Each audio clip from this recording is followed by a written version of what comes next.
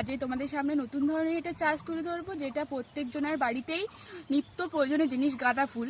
আমাদের গ্রামের বন্ধুরা অনেকেই জানো যে গাঁদা ফুল কীভাবে চাষ করা হয়, কিন্তু যেসব শহরের বন্ধুরা আমার ভিডিও দেখো তারা জানো না যে কিভাবে গাঁদা ফুল চাষ করা হয়। তোমরা বাজার থেকে কেনো কিন্তু কেউ জানো না। তো আজকে সেই দৃশ্য তোমাদের সামনে তুলে ধরবো, কিভাবে একটা চারা গাছটাকে বড় করে গাঁদা ফুল ফুটিয়ে সেগুলো বাজারে তোলা হয়। তো দেখো বন্ধুরা, আজকে তোমাদের এই যেটা বলছিলাম গাঁদা ফুলের জমিতে তোমাদের নিয়ে এসেছি। তো চলো আসো দেখা যাক। এই যে হচ্ছে গোড়াটা, এই গোড়ায় কিন্তু এখানে এক একটা লাইনে দুটো করে গাছ বসানো আছে। ছোট ছোট চারা অবস্থায় গাছগুলো বসানো ছিল, এখন সেগুলো বড় হয়েছে।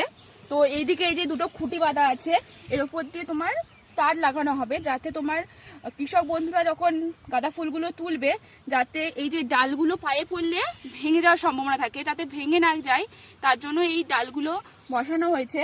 তো এই যে কুড়ি দেখতে পাচ্ছ তোমরা, এই যে দেখাতে বলবো এই কুড়ি, এই যে কুড়িগুলো আছে, এই কুড়িগুলো থেকে বড় এরকম হতে হতে হতে হতে দেখো কত সুন্দর একটা ফুল ফুটেছে।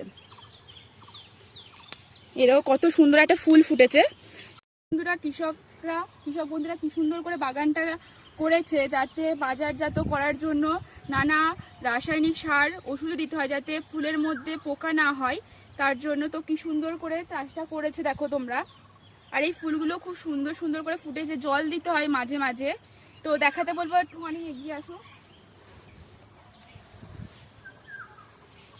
এই যে প্রত্যেকটা লাইন এমন করে চাষ করেছে, নিচের জায়গাটা খুব সুন্দর পরিষ্কার আছে, যেহেতু কোনো সাপখোপে আমদানি না থাকে তার জন্য এখানে ভালোভাবে পরিষ্কার করে রেখেছেন। তো কিছু জানার থাকলে অবশ্যই আমাকে কমেন্ট করবে, আর নেক্সট ভিডিও দেখার জন্য অবশ্যই চ্যানেলটাকে সাবস্ক্রাইব করে দেবে। Thank you.